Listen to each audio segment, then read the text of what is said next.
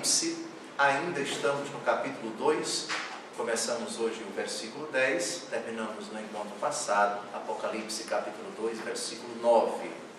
Estamos no contexto das 7 cartas que o Senhor Jesus ressuscitado pede que o vidente e apóstolo e evangelista João escreva às 7 igrejas que se encontram na Ásia. Hoje, digamos, é a Ásia, sim, continente, mas um país chamado Turquia. Já vimos a mensagem da igreja, a mensagem dirigida à igreja que estava em Éfeso, Apocalipse capítulo 2, versículos de 1 a 7. Estamos analisando a segunda carta, a segunda igreja, a mensagem à igreja de Esmirna. Vale a pena nós lembrarmos os 2 versículos anteriores, porque o versículo que vamos estudar agora é a continuação dos 2 versículos anteriores. Então, mensagem a Esmirna, versículo 8. Ao anjo da igreja de Esmirna escreve: eis o que diz o primeiro e o último, que foi morto e retomou a vida. Eu conheço a tua angústia e a tua pobreza, ainda que sejas rico, e também as difamações daqueles que se dizem judeus e não o são. São apenas uma sinagoga de Satanás. Terminamos o encontro anterior explicando esse versículo 9. Continua a mensagem, começa agora a aula. Nada temas ante o que hás de sofrer. Por estes dias, o demônio vai lançar alguns de vós na prisão para pô-los à prova. Tereis tribulações durante 10 dias, sê fiel até a morte, e te darei a coroa da vida. Com esse versículo se percebe que a comunidade de Esmirna vai ser perseguida, vai passar por tribulações, mas ela é exortada a não esmorecer e também a permanecer fiel para receber a coroa da vida. Vamos à explicação de algumas expressões, de algumas palavras desse versículo. Nada temas ante o que hás de sofrer. Esse é um conselho que evoca a afirmação de nosso Senhor Jesus Cristo, por exemplo, no capítulo 10 de São Mateus: quando fores arrastados aos tribunais, não temais, não vos preocupeis com o que haveis de dizer, porque o Espírito Santo vos inspirará, etc. Também no final do capítulo 16 do Evangelho segundo João: no mundo tereis tribulações, mas tende coragem, eu venci o mundo. Várias afirmações de nosso Senhor Jesus Cristo diante da iminência, da possibilidade, da perseguição. Os seus discípulos não podem temer o que vem pela frente, aquilo que vão enfrentar, o que poderá acontecer de dissabores provocados, produzidos pela maldade, pela inveja, pela ira, pelo ódio de quem quer que seja. Por esses dias, o demônio vai lançar, essa expressão merece a nossa atenção. Assim como nosso Senhor Jesus Cristo se utiliza dos seus instrumentos para pregar, para perdoar, para aliviar a dor dos outros. Tive fome, me deste de comer. Tive sede, me deste de beber. Estive nu e me vestistes. Também o demônio se utiliza dos seus instrumentos. Vivo, já não sou eu que vivo, é Cristo que vive em mim, diz São Paulo, evocando aquela ideia de que aquele que está em Cristo, que é uma nova criatura, é instrumento de Deus, faz as vezes de Deus, age em nome de Deus. Da mesma forma, o demônio. Lógico, guardadas as devidas proporções, por favor. Assim como Deus Todo-Poderoso se utiliza dos seus para agir, para falar, para pregar, para santificar, para perdoar, para ajudar, o demônio também tem seus instrumentos. Não é o demônio propriamente dito, a pessoa angélica, decaída, espírito puro, que lança na prisão alguns membros da igreja que está em Esmirna. mas os seus instrumentos. Lembram no capítulo 13 do Evangelho segundo João, quando se diz que o demônio entrou em Judas? Vamos dar uma olhadinha no texto.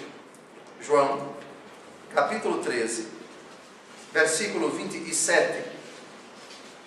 Aliás, lembrem-se que o autor do Evangelho segundo João é o mesmo autor do Apocalipse. Logo que ele o engoliu, Satanás entrou nele. Jesus disse-lhe então: o que queres fazer? Faze-o depressa. O texto não deixa dúvida. Satanás entrou nele. Agora volte para o Apocalipse e vislumbre pelo menos um pouquinho de tempo os instrumentos de Satanás no mundo. Satanás entrou nele. Uma espécie muito sutil de possessão. Não aquela no sentido extremo do termo, que necessita da intervenção de um exorcista, um bispo ou um sacerdote, santo, piedoso, bem preparado, escolhido por ele. Aquelas intervenções que provocam fenômenos espantosos numa determinada pessoa. Mas as outras possessões, em menor grau. Satanás entrou em determinadas pessoas. O demônio vai lançar alguns de vós na prisão para pôr-vos à prova. Aquela experiência de que Deus Todo-Poderoso permite, e às vezes acontece, que o inimigo nos instiga, nos provoca, nos prova. Quero ver se ele é bom, como parece ser. Se ele é santo, como julga ser. Se é tão de Deus, quanto parece ser. Vamos ver. Tereis tribulações durante 10 dias. Tereis tribulações. A frase de Nosso Senhor, João 16:33, no mundo tereis tribulações, mas tende coragem, eu venci o mundo. 10 dias, nós estamos, por favor, num livro marcado por aquela palavra-chave de Apocalipse, capítulo 1, versículo 19, qual é? Simbolismo. Versículo 20, perdão, versículo 20, simbolismo. O que significa esse tempo de 10 dias? Os exegetas são unânimes em dizer, os padres da igreja, sobretudo, um breve período de tempo. Não significa literalmente 10 dias. 10 dias, na ótica da história da salvação, diante dos acontecimentos que ainda estão por vir, é um período breve. Ou seja, a tribulação de vocês não vai durar muito. Vocês não ficarão na prisão por muito tempo. Ficarão, mas por um breve tempo. Ser fiel até a morte. Essa frase lembra a afirmação de Jesus no capítulo 24, no capítulo 25 do Evangelho segundo Mateus. Quem perseverar até o fim será salvo. É uma outra forma de dizer ser fiel até a morte. A fidelidade a Jesus. Se não for até a morte, não adianta. Isso significa que o que foi fiel até próximo da morte, mas no momento decisivo, traiu o nosso Senhor, veio a cair em pecado mortal, encontrou-se na inimizade com Deus, vai para o fogo do inferno. Esta é a doutrina da igreja. Em outras palavras, aquele que morre em pecado mortal, portanto, em inimizade com Deus, não recebe a coroa da vida. Ser fiel até a morte. Vejamos agora a expressão coroa da vida. Lembrem-se que o Apocalipse foi escrito por um judeu, para judeus que se converteram ao cristianismo. E o mundo antigo conhecia muito bem essa realidade, seja o mundo antigo judaico, seja o mundo antigo pagão. O imperador em Roma usava uma coroa, símbolo da sua soberania. Os judeus, no tempo de Nosso Senhor, no tempo em que o Apocalipse foi escrito, não tinha mais reis. Mas tinha um império com um rei que subjugava esse povo. E os judeus, no passado, já tiveram reis. Reis que desapareceram para sempre. No caso do Reino do Sul, Judá, no ano 586. Uma imagem típica do homem antigo acostumado com a realeza. O nosso sistema de governo aqui no Brasil é um sistema presidencialista, não é? Nós temos não um rei, mas um presidente. No sistema parlamentarista se tem um primeiro-ministro. E há outros regimes que são, digamos assim, mistos. Na Inglaterra, por exemplo, existe o parlamento, existe um primeiro-ministro e existe uma rainha. Já é algo misturado, por assim dizer. Nós, brasileiros, não temos essa experiência da realeza, senão até o Dom Pedro II. Mas com a República, esta experiência desapareceu. Não é? Muito bem. Mas símbolo da soberania, símbolo da realeza, símbolo do triunfo, símbolo da glória, símbolo da vitória no céu. Coroa da vida é a vitória da fé, o troféu do lutador, a glória sem fim. O céu pode ser descrito como coroa da vida. E para confirmar essa interpretação, vamos citar Lucas capítulo 24, versículo 26. Porventura, não era necessário que Cristo sofresse essas coisas e assim entrasse na sua glória? Nós celebramos um domingo do ano essa realeza de nosso Senhor Jesus Cristo, Cristo Rei, não é? O último domingo do tempo comum. Domingo seguinte já é o começo do novo ano litúrgico, o primeiro domingo do Advento. E Romanos 8, 17. A ideia da coroa da vida.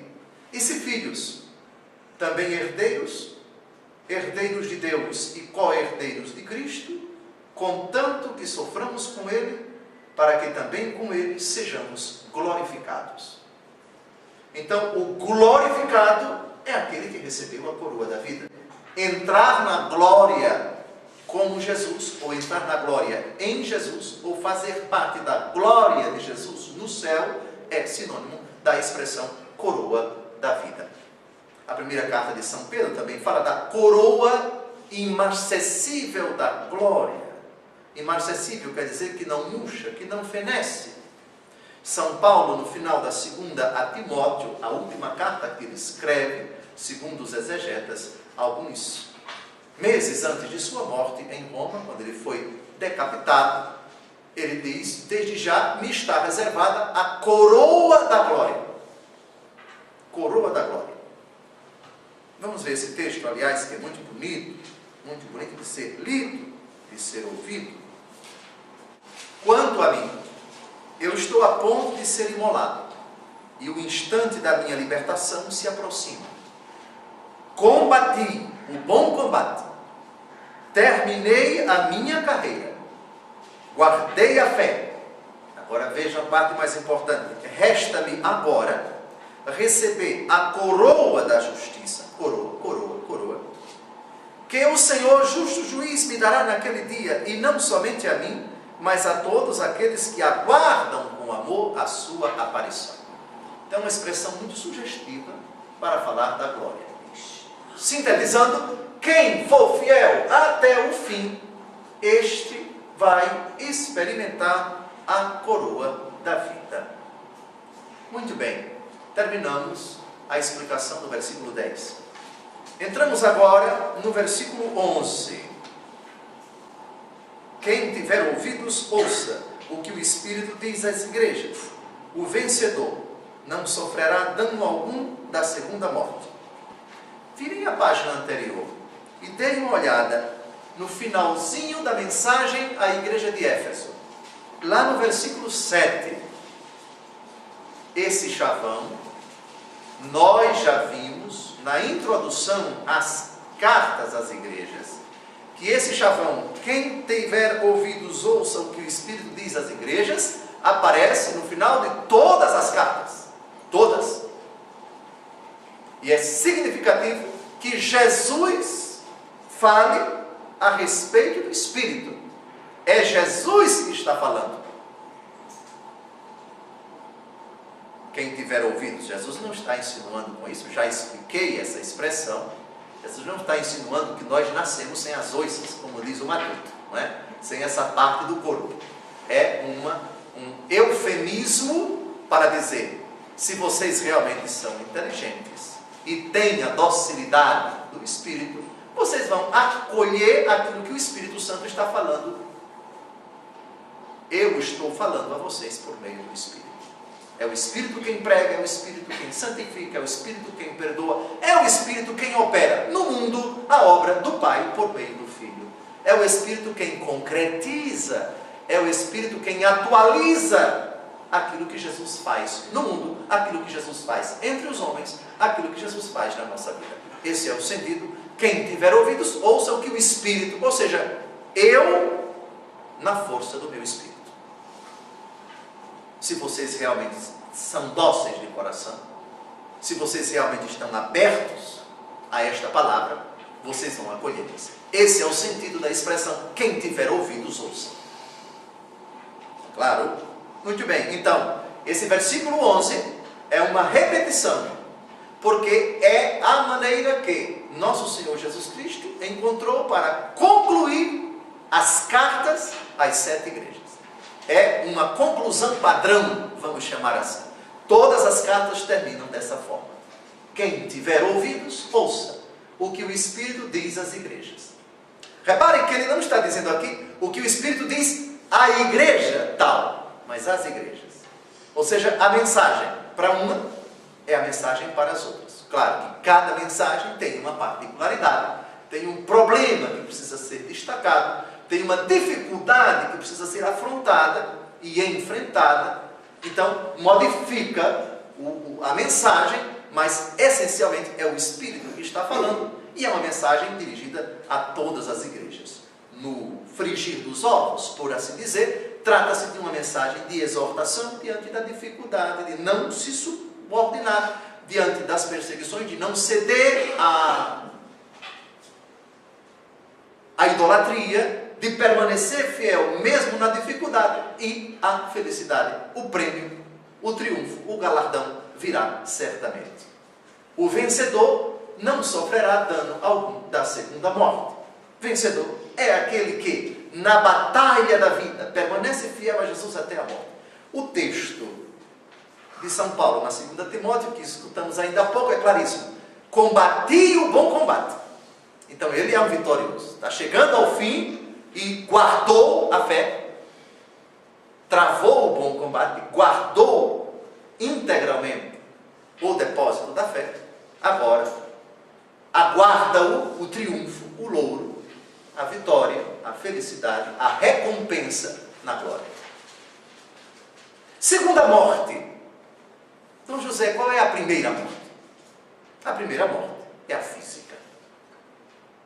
A segunda morte é a condenação no julgamento. Mas atenção, a segunda morte não é a extinção da pessoa, é o eterno afastamento dela de Deus. Cuidado aqui. Se a morte física extingue a existência terrena do corpo da pessoa, que na verdade a rigor se transforma, a lei de Lavoisier, na natureza, nada se perde, nada se cria, tudo se transforma. Essa lei, ela se aplica na physis, na física, na matéria. Isso daqui vai ser pó no cemitério. Ou se for cremado, não vai ser o meu caso, garanto para vocês. Meu corpo vai ser enterrado mesmo na terra, tradicionalmente. Se bem que a igreja só condena a cremação quando ela é motivada por razões contrárias à ressurreição. Num contexto de negação da ressurreição da carne, a cremação é proibida para a igreja. Mas independente disso, esta matéria vai apodrecer. Nesse sentido, se pode falar de aniquilamento, de fim da existência terrena. Mas a segunda morte não é fim da existência da pessoa. Todos os corpos vão ressuscitar. Uns para o opróbrio, inferno. Outros para a glória, o céu. O inferno é a morte eterna, mas não significa dizer que a pessoa será destruída. Ela permanecerá viva por toda a eternidade, sofrendo, angustiada, blasfemando, na eterna solidão, distante de Deus, numa situação indizível, como narram as Escrituras e como prega a igreja. Morte eterna, por favor, não interpretem essa realidade como o aniquilamento da pessoa após a morte. A pessoa não morre, o ser humano é imortal. Se é imortal, não morre nunca. É morte no sentido de condenação no julgamento. Vamos ver no próprio Apocalipse essa expressão. Apocalipse 6. Feliz e santo é aquele que toma parte na primeira ressurreição. Sacramento do batismo. Mas não vamos explicar isso agora, porque vamos explicar quando chegarmos no capítulo 20. Então, primeira ressurreição, batismo, quando nascemos para a vida da graça. Segunda ressurreição, a ressurreição da carne. Sobre eles, a segunda morte não tem poder. Mas serão sacerdotes de Deus e de Cristo, reinarão com ele durante os 1000 anos. Também vamos falar dessa expressão 1000 anos e da famosa e antiga heresia chamada milenarismo. Não vamos tratar disso agora. Chegaremos lá no capítulo 20, daqui a 2 anos, se Deus quiser. A morte e a morada subterrânea foram lançadas no tanque de fogo. A segunda morte é esta, o tanque de fogo. Expressão simbólica para falar do inferno. E Apocalipse, capítulo 1, versículo 8, fala também da segunda morte. Os tíbios, os infiéis, os depravados, os homicidas, os impuros, os maléficos, os idólatras e todos os mentirosos terão como quinhão o tanque ardente de fogo e enxofre, a segunda morte. São imagens aterrorizadoras, não é? Para falar do inferno. Jesus, rigorosamente falando, não usou uma linguagem tão dura. Lógico que ele vai falar choro, ranger de dentes, trevas, etc., né? O grande sofrimento. Mas o Apocalipse usa imagens igualmente, vamos dizer assim, espantosas. Portanto, a segunda morte é a condenação eterna. A existência após a morte na eterna solidão, na eterna inimizade com Deus. Bem, terminamos a mensagem à igreja que está em Esmirna. É a segunda igreja, a segunda carta do Apocalipse de São João. Ainda no capítulo 2, agora vamos começar a mensagem a Pérgamo. A carta dirigida, escrita aos cristãos da cidade de Pérgamo. Primeiro, falemos um pouco dessa cidade.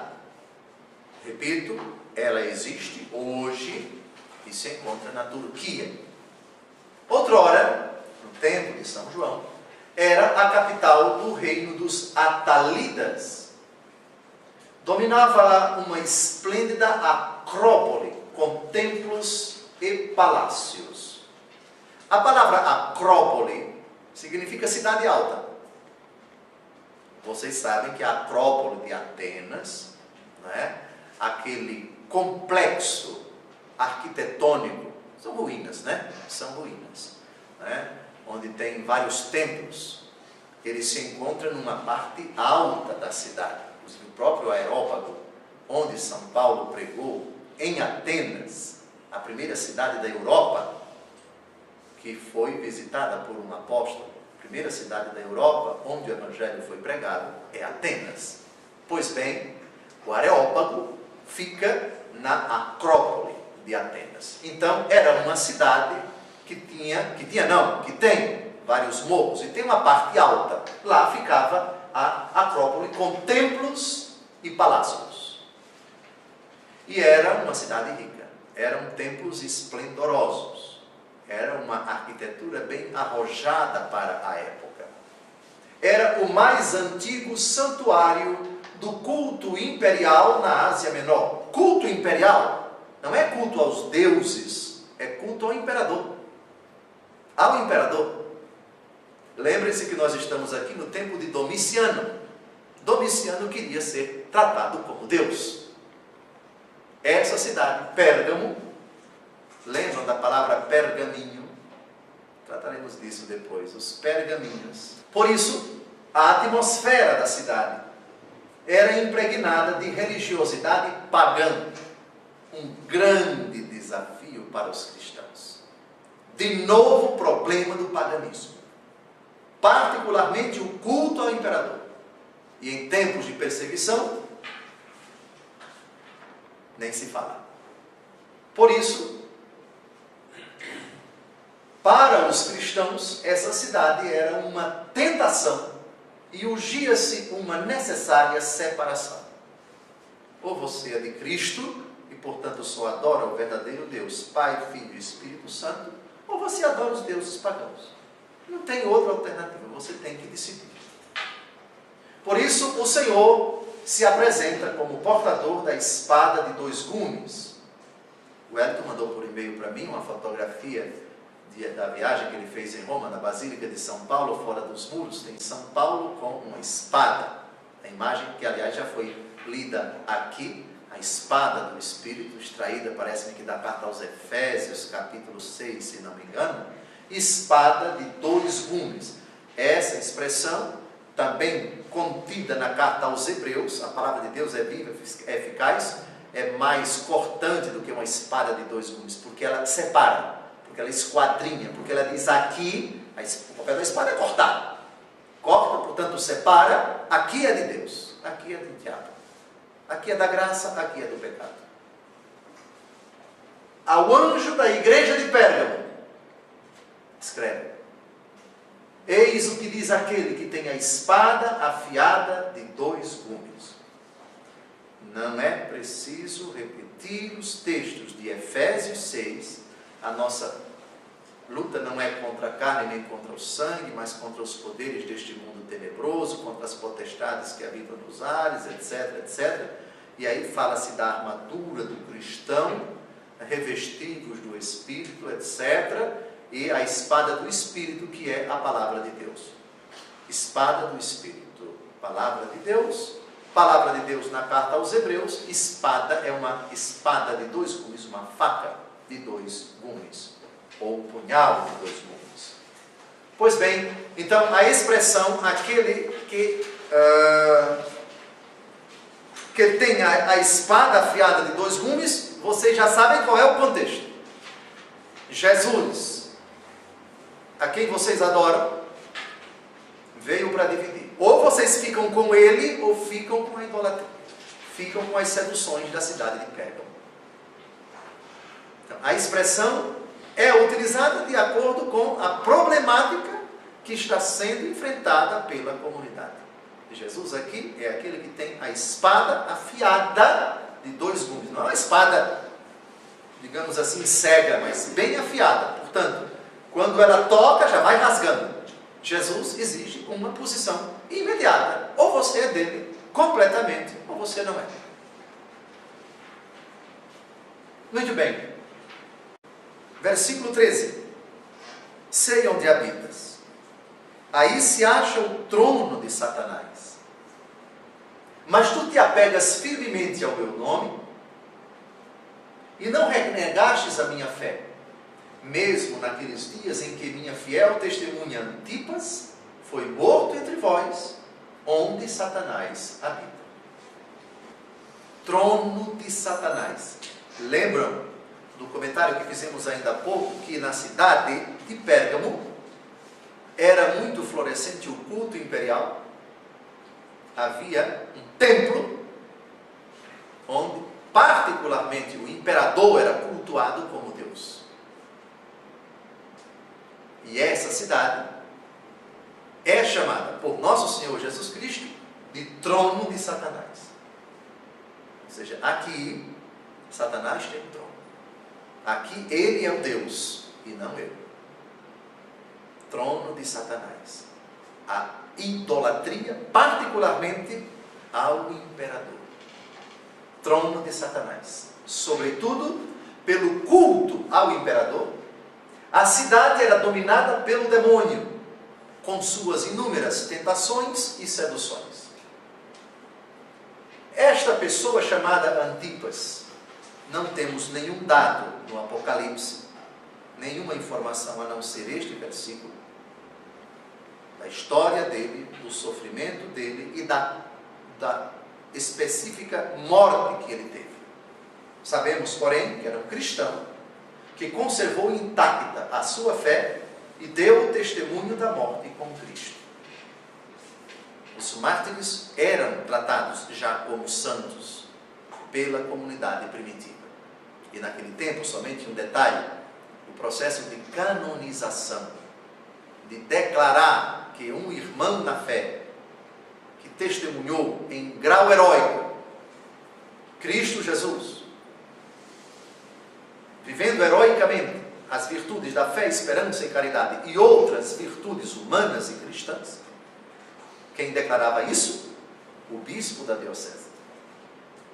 Com o tempo, é que esse processo foi sendo, digamos assim, canalizado para o bispo de Roma. Mas nos primeiros séculos da igreja, cada bispo, sobretudo nessa época, séculos II, III, IV, cada bispo, após uma investigação rigorosa sobre a vida e a morte daqueles irmãos, particularmente nas perseguições, declarava a santidade desses nossos irmãos, e eles eram cultuados, inclusive na liturgia da igreja. Muito bem. Antipas é um desses nossos irmãos. Mártir, derramou seu sangue na fidelidade a Cristo, na cidade de Pérgamo. Chegamos ao versículo 14. Todavia, tenho alguma coisa contra ti. É que tens aí sequazes da doutrina de Balaão, o qual ensinou Balaque a fazer tropeçar os filhos de Israel, para levá-los a comer carne imolada aos ídolos e a praticar imundícias. Doutrina de Balaão. Nosso Senhor Jesus Cristo é prudente, São João compreende perfeitamente essa cifra, essa linguagem figurada, essa linguagem secreta, por assim dizer. O que é doutrina de Balaão? Quem foi Balaão? A expressão doutrina de Balaão é uma comparação tirada da história do povo de Deus no Antigo Testamento, quando se fala da sedução, da idolatria e da prostituição. Nós vamos ver agora alguns textos do livro dos Números que falam deste profeta Balaão, cuja jumenta falou. Nós temos uma coisa rara no Antigo Testamento, uma jumenta falando. Jumenta, a companheira do jumento mesmo, o animal. A jumenta falou. Sim, é verdade. A jumenta de Balaão. Vamos ao livro dos Números. Capítulo 25, versículos de 1 a 2. Habitando os israelitas em Setim, entregaram-se à libertinagem com as filhas de Moabe. Estas convidaram o povo aos sacrifícios de seus deuses, e o povo comeu e prostrou-se diante dos seus deuses. O problema da idolatria que afligia a comunidade de Pérgamo é tão antigo quanto a história de Israel. Para nós compreendermos a expressão doutrina de Balaão, esse é o primeiro texto. Os hebreus seduzidos pela idolatria, tentados a abrir mão da fé no único Deus para adorar deuses estranhos. Números, capítulo 31, versículo 16. Mas são justamente elas que, instigadas por Balaão, levaram os israelitas a serem infiéis ao Senhor na questão de Fogó, a qual foi também a causa do flagelo que feriu a Assembleia do Senhor. Livro dos Números. Balaão, um profeta que instigou os israelitas à prática da idolatria. Agora ficou claro. Segunda carta de São Pedro, aqui já estamos no Novo Testamento, versículo 15 do capítulo 2. Deixaram o caminho reto para se extraviarem no caminho de Balaão, filho de Bosor, que amou o salário da iniquidade. É uma figura muito conhecida para os hebreus. Um falso profeta com uma incrível capacidade de seduzir as pessoas, tirá-las do verdadeiro caminho e inseri-las no caminho da idolatria. Balaão, figura do Antigo Testamento.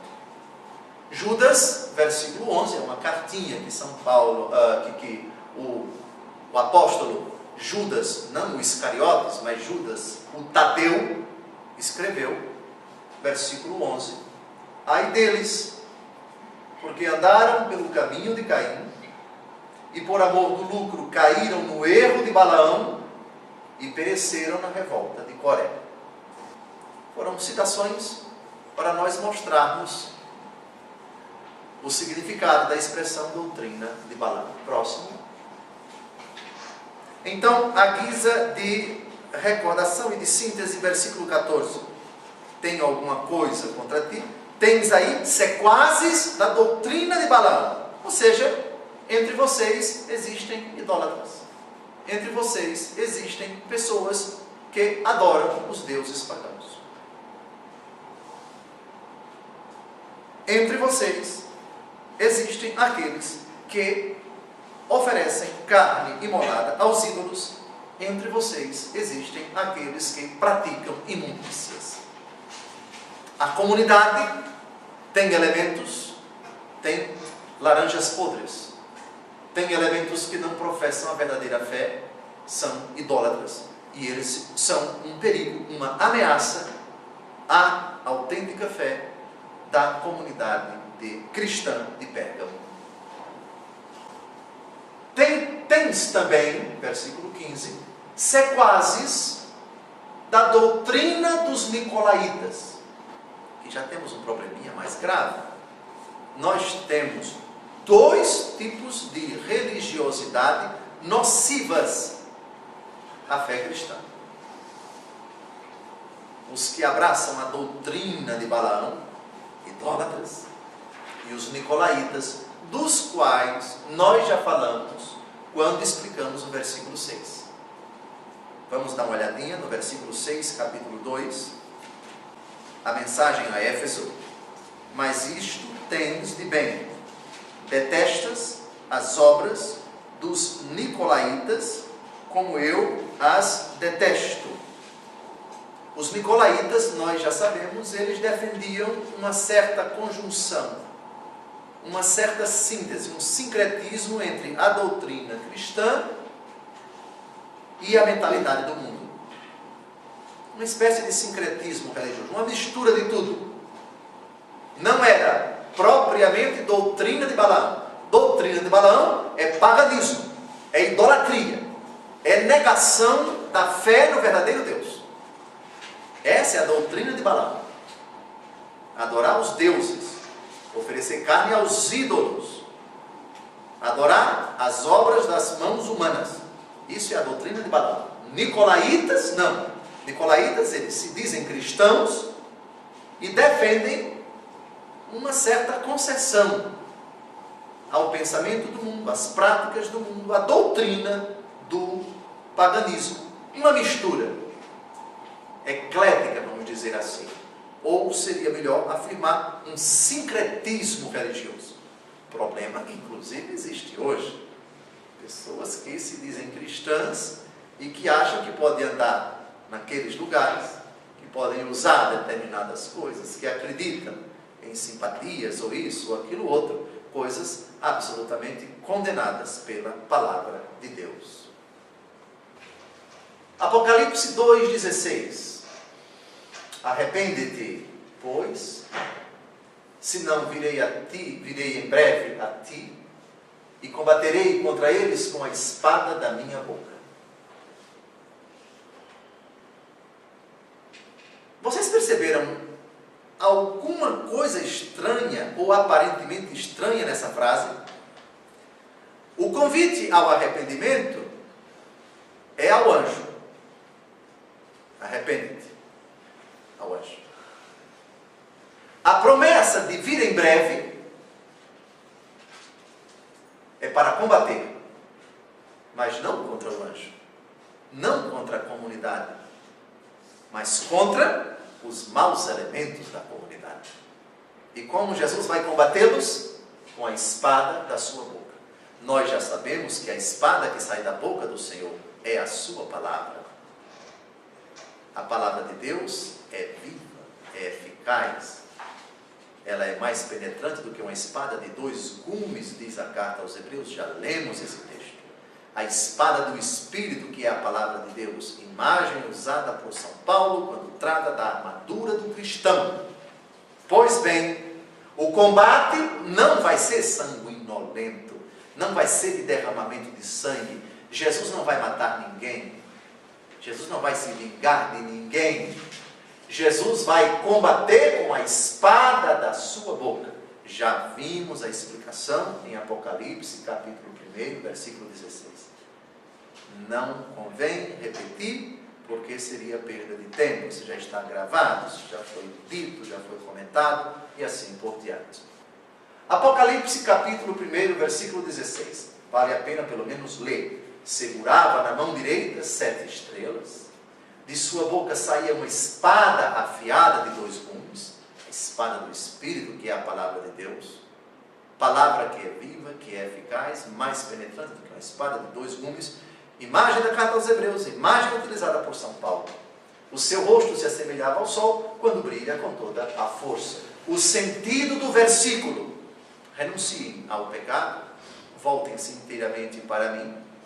E esses elementos, eles agora têm uma advertência. Se eles não se arrependerem, eles haverão de prestar contas comigo. A espada que eu utilizarei contra eles é a espada da minha palavra. Aliás, amados, vislumbremos um pouco como será o nosso julgamento diante de nosso Senhor. A palavra, no momento em que chega ao nosso coração, ela já não julga. Ela já separa, dizendo o que é certo e o que é errado. Por exemplo, não matarás. A palavra saiu da minha boca. Não é palavra minha, mas palavra de Deus. Não matarás. Em que sentido? Agora, nesse exato momento, ela é uma espada de 2 gumes. Porque ao dizer não matarás, ela está dizendo, está separando, está rasgando. Defender a vida agrada a Deus. Violá-la ofende a Deus.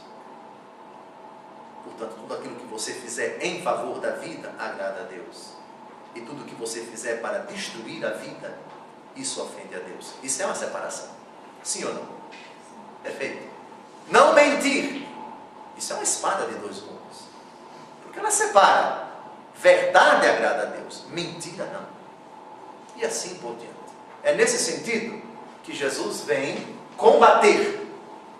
O combate é este. De separar os frontes. De dizer, essas duas coisas aqui são incompatíveis. Por favor. Não há como conjugá-las. E essa era a questão dos nicolaítas. Os nicolaítas querem uma mistura. O demônio não quer tirar do nosso coração a fé em Jesus. Ele sabe que não consegue. Digam, vocês, aqui agora, para os internautas ouvirem. O demônio conseguiria, se ele aparecesse aí, pintado, ou todo embelezado, para tirar a fé em Jesus? Não. Mas ele tenta por outro caminho. Vamos fazer uma misturinha? Sim, domingo na missa, outro dia ali. Leia isso, mas leia aquilo também.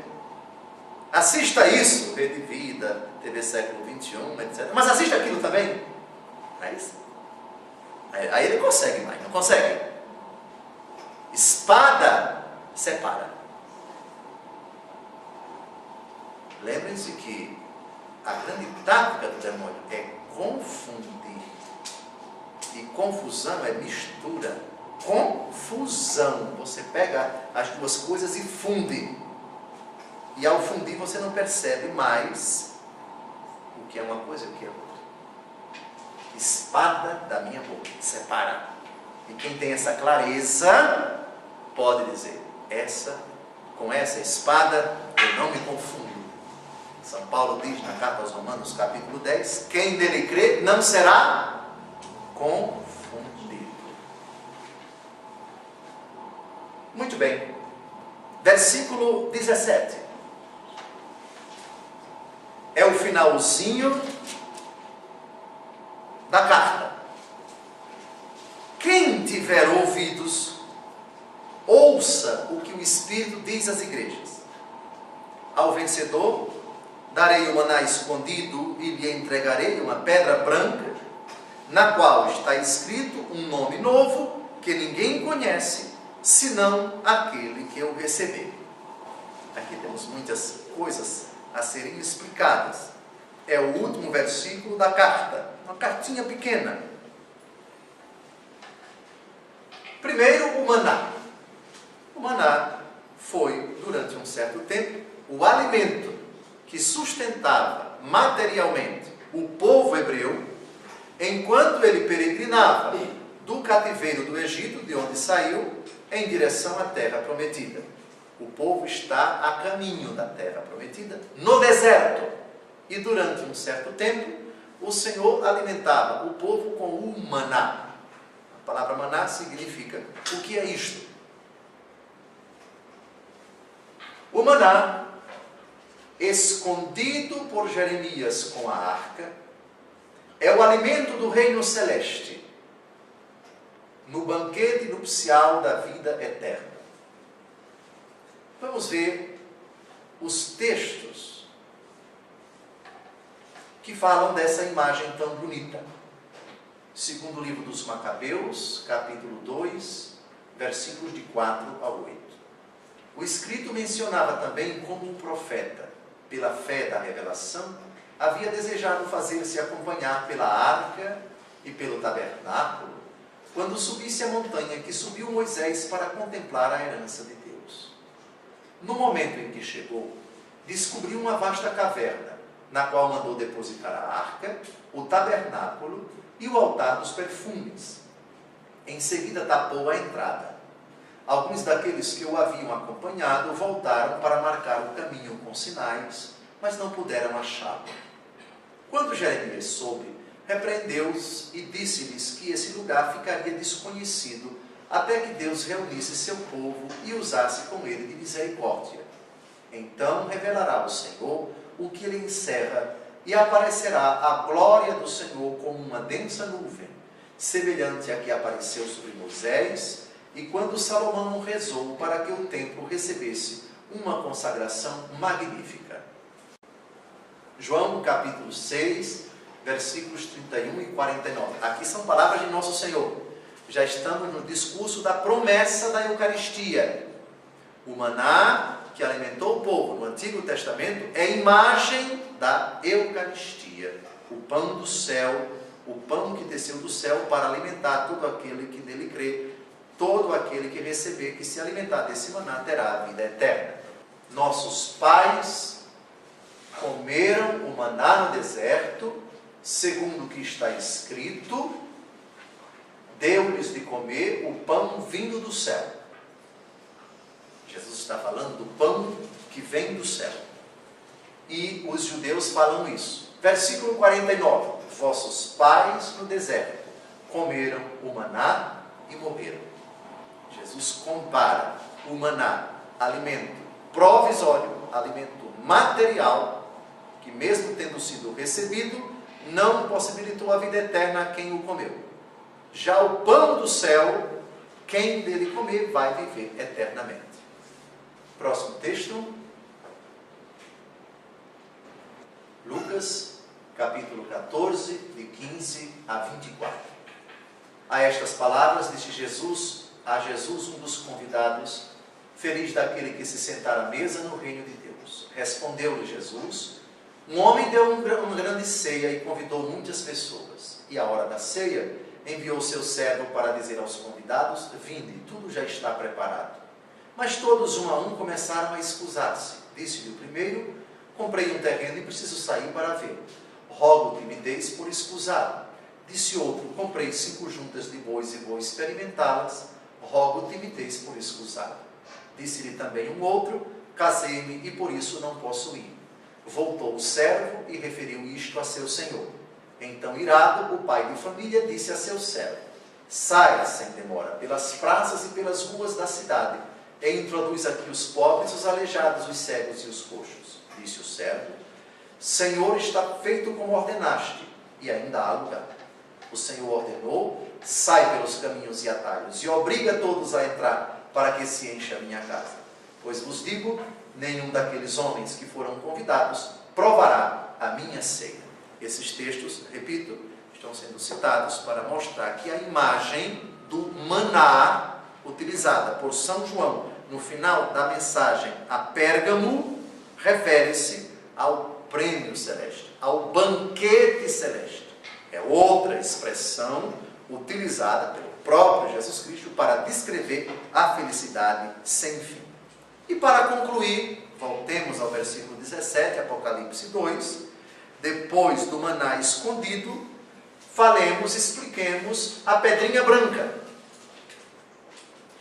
Eu já disse que essa expressão, que já apareceu no Apocalipse, refere-se a uma espécie de senha, um sinal identificador, um sinal distintivo para a pessoa.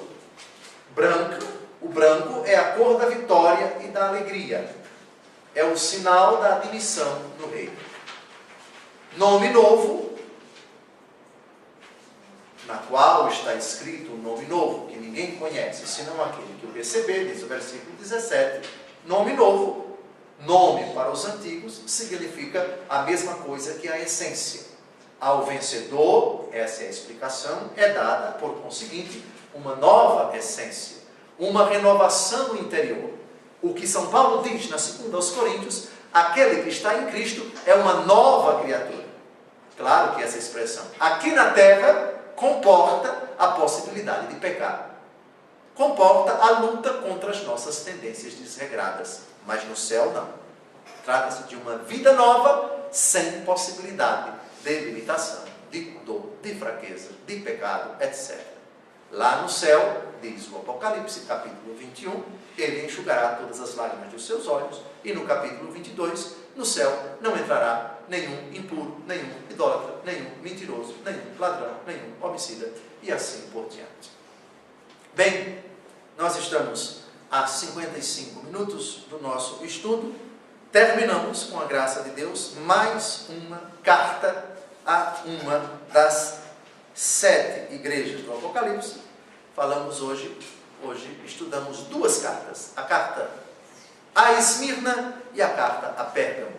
No próximo sábado, se Deus quiser, terminaremos, espero terminar, o capítulo 2 com a carta que Nosso Senhor mandou que se escrevesse ao anjo da igreja de Tiatira.